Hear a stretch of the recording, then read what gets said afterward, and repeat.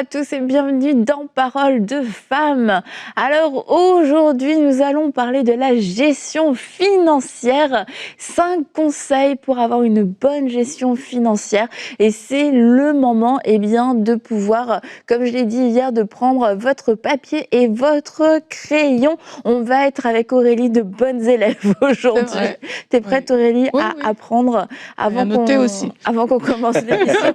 Avant qu'on commence l'émission, Aurélie a dit Pasteur Elage, on vous écoute parce que nous on a été éduqués à la dépense. Voilà. Donc Pasteur Elage, merci d'être avec nous toute cette semaine. Merci Hier de m'avoir. on a parlé du cœur et aujourd'hui on va rentrer dans quelque chose d'un peu plus pratique, des conseils pour la gestion financière parce que en fait quelquefois on entre dans l'âge adulte puis on doit faire des décisions financières parce qu'on veut s'acheter une voiture, parce que quelquefois on veut s'acheter une maison ou un appartement, on se dit que c'est le moment ou est-ce qu'on reste en location, et puis on est face à tous ces choix et les enfants, etc.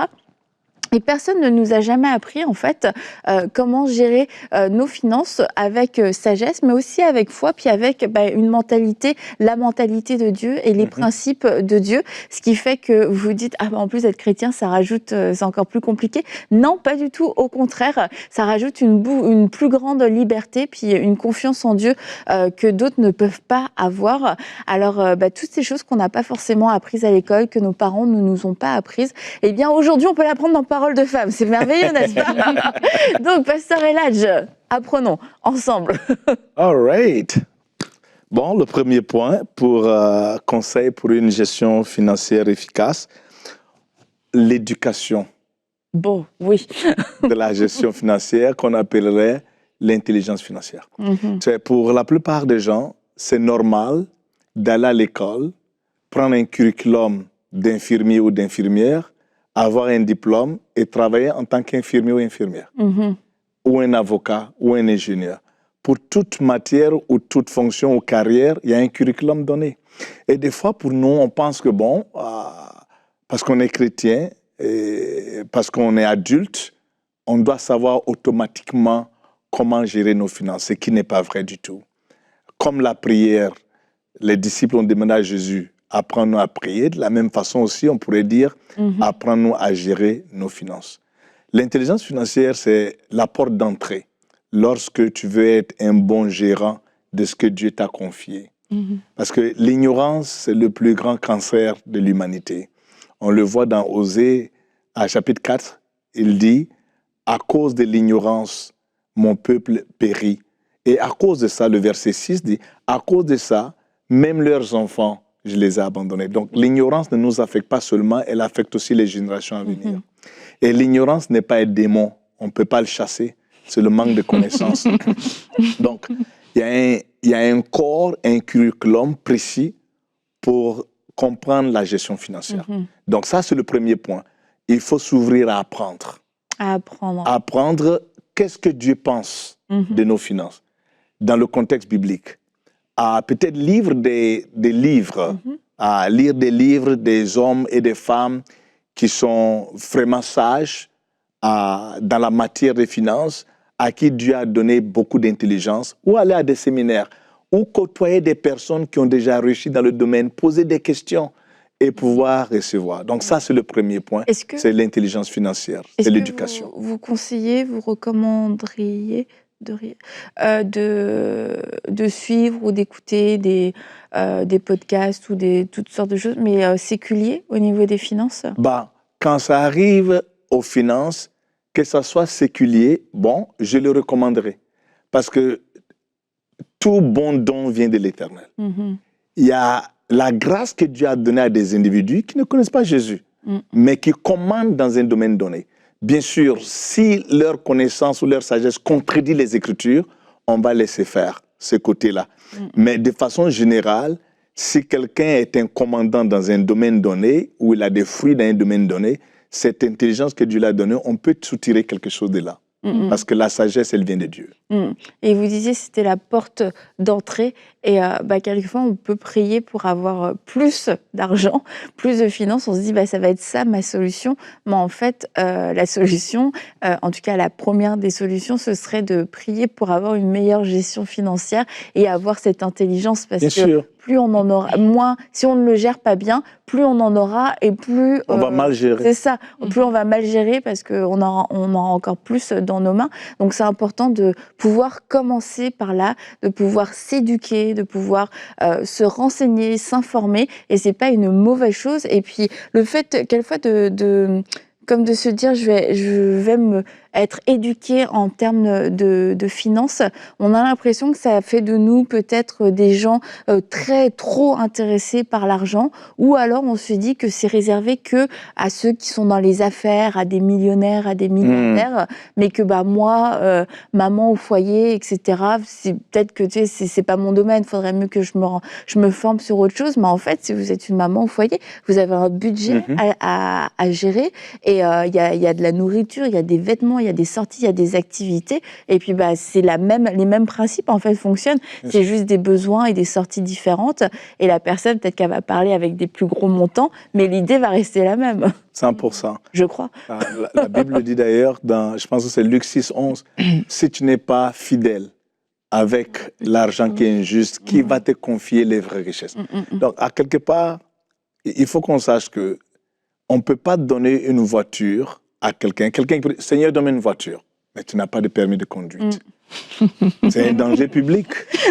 Alors, c'est la même chose pour les finances. Seigneur, bénis-moi, mais tu ne sais pas comment gérer ce que Dieu va te bénir avec. Donc, c'est vraiment le départ c'est la plus grande expression de foi, de savoir que je suis tellement convaincu que Dieu va me bénir, je me prépare en conséquence de pouvoir être un bon gérant avec ce que je vais recevoir par ma prière. Je me rappelle, quand j'étais jeune convertie, on m'avait justement fait un cours sur les finances.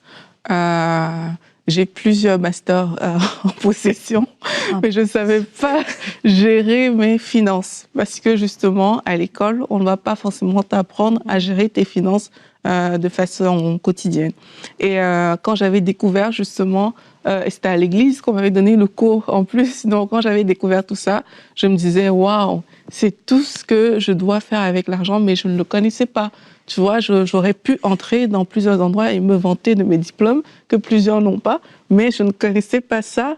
Et dans la société, parfois, on peut penser que c'est basique, que c'est banal, mais comme vous l'avez dit tout à l'heure, c'est tellement important. C'est que même, tu parlais de la mère, par exemple, au foyer, mais même à ses enfants, il va falloir qu'elle enseigne ces principes-là. Mais si on ne commence pas à enseigner les principes divins aux enfants à leur bas âge, mais on se retrouvait peut-être comme moi, je me suis retrouvée où, oui, mes parents ont pourvu à tous mes besoins, mais il y a des connaissances que je n'avais pas forcément, ou quand tu rentres dans la vie adulte, mais tu te retrouves bloqué quelque part. Et la société dans laquelle on est fonctionne aussi avec de l'argent. Ça fonctionne sur la base d'un système financier.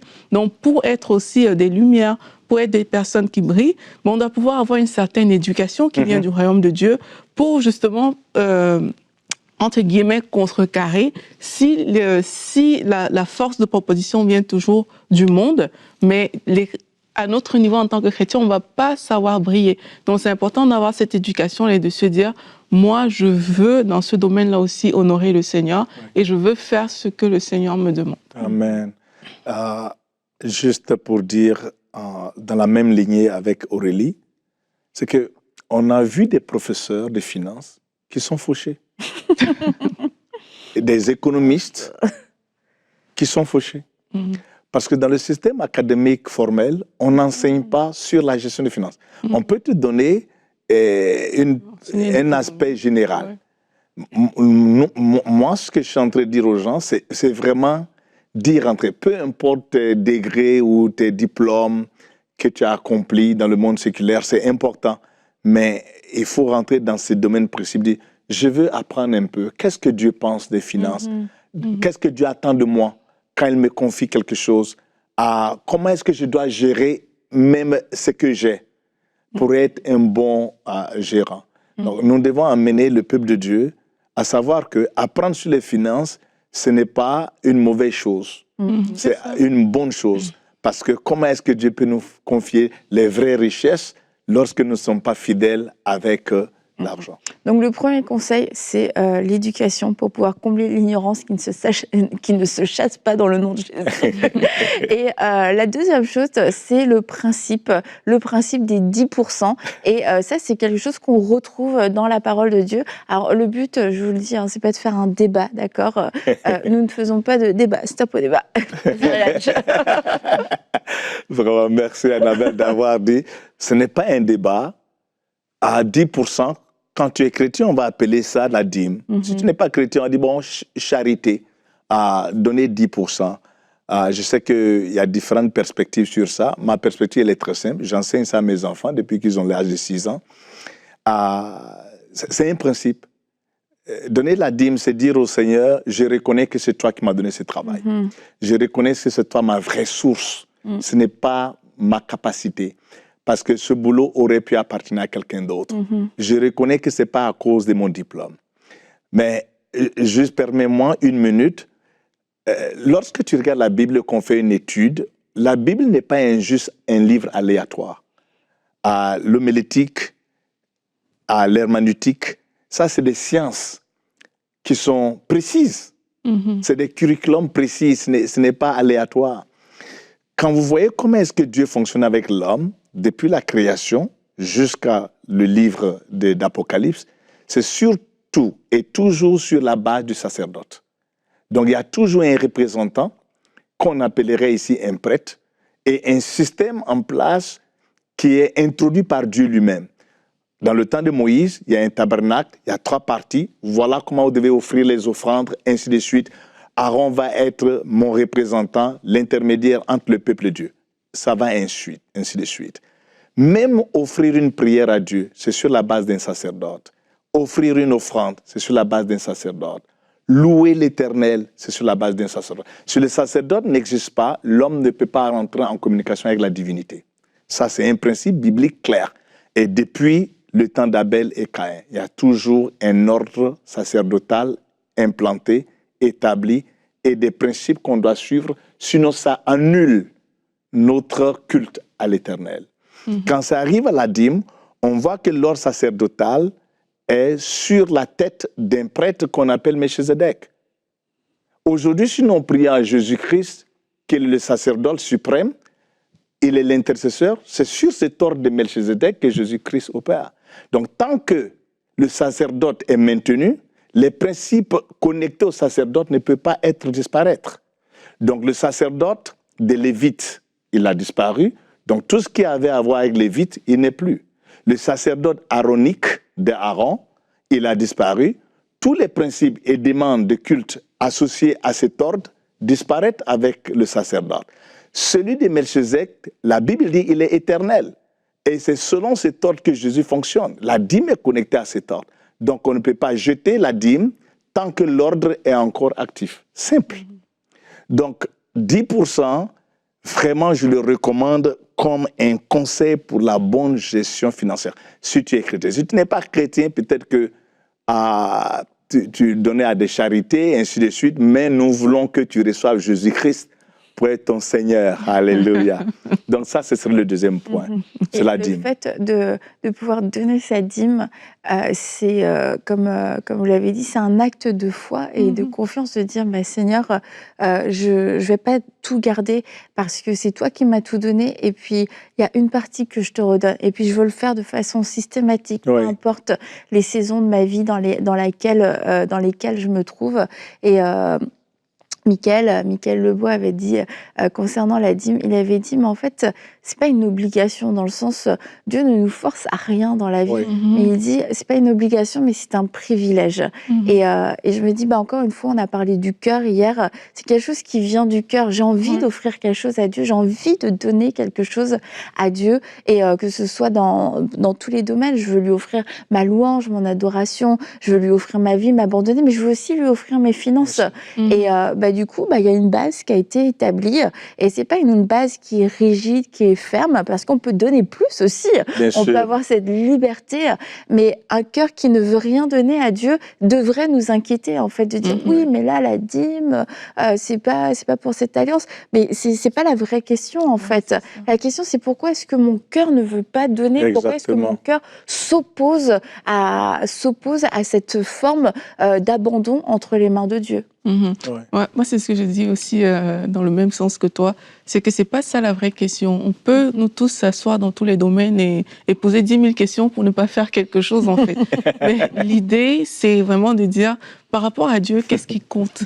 Qu'est-ce qui compte? Si, sincèrement, tu as donné ta vie à Dieu au point que toute ta vie est à lui, mais aussi tes finances sont à lui. Ça veut dire que s'il faut donner, tu es toujours... En fait, il faut être on a l'entrain à donner quand on aime Dieu et à tout donner, en fait. Et dès l'instant où l'argent commence à devenir un sujet de débat, dès que le débat est trop long, moi je dis souvent que ça veut dire que quelque part il y a quelque chose à régler qui n'est pas forcément dans ce débat, mais qui est effectivement au niveau du cœur. Et on va aller à un autre conseil. Oui. L'épargne. Conseil numéro 3. Ouais. L'épargne, je recommande 20%. Je ne suis pas un expert financier par expérience, basé sur le mandat de Joseph en Égypte, qui ont épargné 1/5. Donc, j'aime vraiment ça. On n'épargne pas pour épargner, on épargne pour des opportunités d'investissement ou bien un projet donné. Il doit y avoir un objectif toujours connecté à notre épargne. Donc, 20%, c'est vraiment ma recommandation. On peut épargner pour un projet, mais on peut commencer à épargner même si on n'a pas encore l'idée du projet. Si on se dit à un moment donné, il va... Je suis sûre que quelqu'un d'autre se posait la question avec moi aujourd'hui. Donc, ma sœur Alage... Il faut commencer à épargner maintenant. OK. Sans regarder combien d'argent on reçoit. Parce que souvent, on est bloqué quand ça arrive à l'épargne.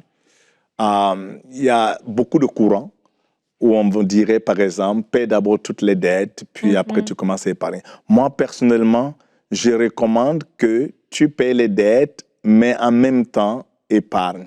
Il y a des statistiques qui sont sorties. La plupart des problèmes de cœur, arrêt cardiaque, c'est les lundis. Oh. Ça se passe les lundis généralement.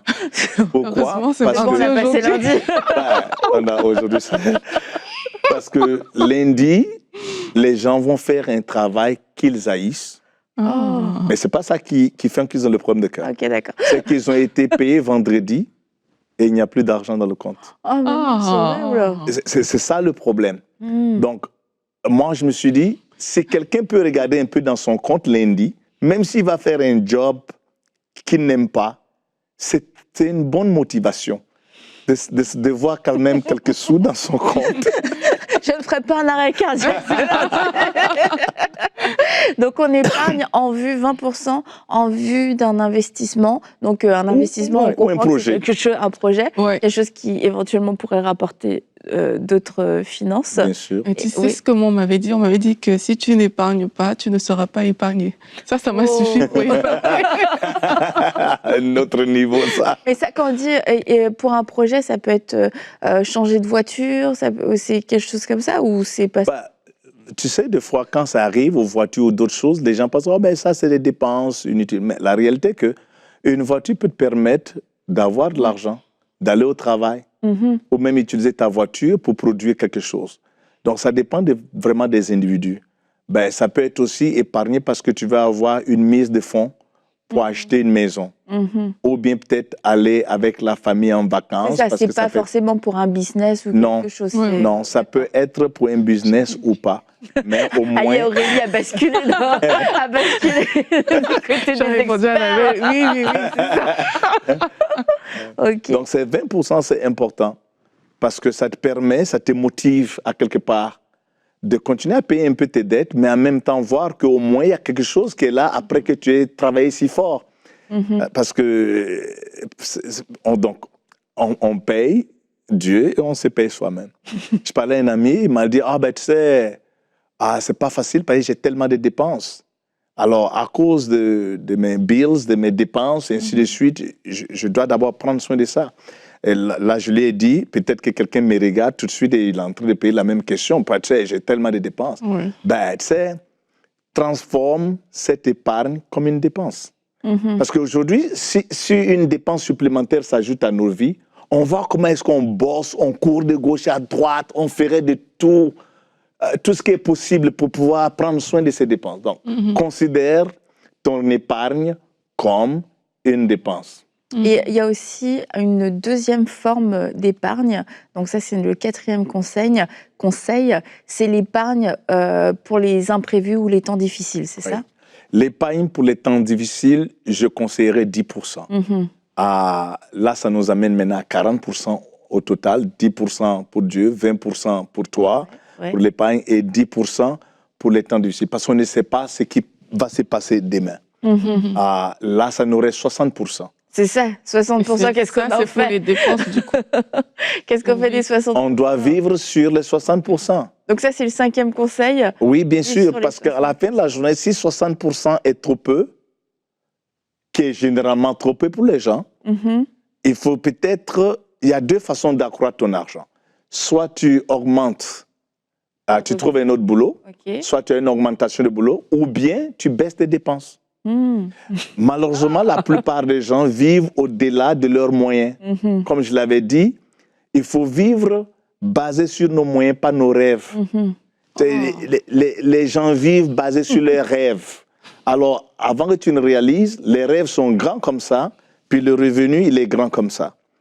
Donc, si 60% c'est trop peu, il faut s'asseoir, prendre un inventaire. Et voir quelles sont les dépenses qui peuvent être éliminées ou baisser complètement. Ou bien peut-être réduire où nous vivons. Ou peut-être avoir une voiture moins chère. Ou peut-être se contenter de son studio ou bien d'une seule chambre pour le moment. Ce qui est intéressant avec la gestion financière, c'est que ta condition présente n'est pas finale. Les sacrifices que tu fais à rester dans un studio et vivre avec les moyens que tu as, ça te permettra d'améliorer maintenant, d'aller sur 2 chambres et acheter une maison, une meilleure voiture, et ainsi de suite. Donc, c'est un sacrifice qui est payant pour le futur. Donc, ce n'est pas final. Et aussi, on est dans une société de consommation extrême où il y a des choses qui sont des dépenses qui sont devenues normales, quasiment, voire vitales, comme s'arrêter, prendre un café, prendre un repas à emporter et tout ça. Moi, je me souviens, quand j'étais plus jeune, dans mon jeune temps, on ne faisait jamais ça. C'était, déjà, ça n'existait pas d'aller chercher un café quelque part, mais c'était des dépenses qui, c'était pas vital et on le savait, en fait. Mais aujourd'hui, c'est tellement entré dans les mœurs que je pense particulièrement aux jeunes. Mais c'est hyper normal pour eux de dépenser leur argent comme ça. Mais en fait, franchement, $6 plus $6 des cafés tous les jours, mais ça fait un vrai budget. Ça semble rien, mais c'est des vraies dépenses qui font que dans le 60%, on se dit mais non, mais j'ai pas assez. Mais il y a plein de choses qui sont superflues, mais que la société aujourd'hui nous a vendues comme étant normales et essentielles. C'est ça. Oui, et je sais qu'il y a plusieurs personnes qui n'aiment pas les calculs aussi. Et moi, quand j'écoute le pasteur El Hadj parler, j'ai l'impression que pour faire cet exercice, ça prend vraiment de s'asseoir et de voir, en fait, et étudier soit la carte de crédit pour ceux qui utilisent des cartes, ou même réfléchir à ce qui sort vraiment de notre poche. Et je crois que c'est vraiment un exercice à faire avec sérieux. Et ça va, et j'ai l'impression que ça touche tellement de domaines. Là, on parle des finances, mais j'ai l'impression que ça va toucher l'amitié. Parce que certaines dépenses, ça vient des restaurants, ça vient de toutes sortes de sorties.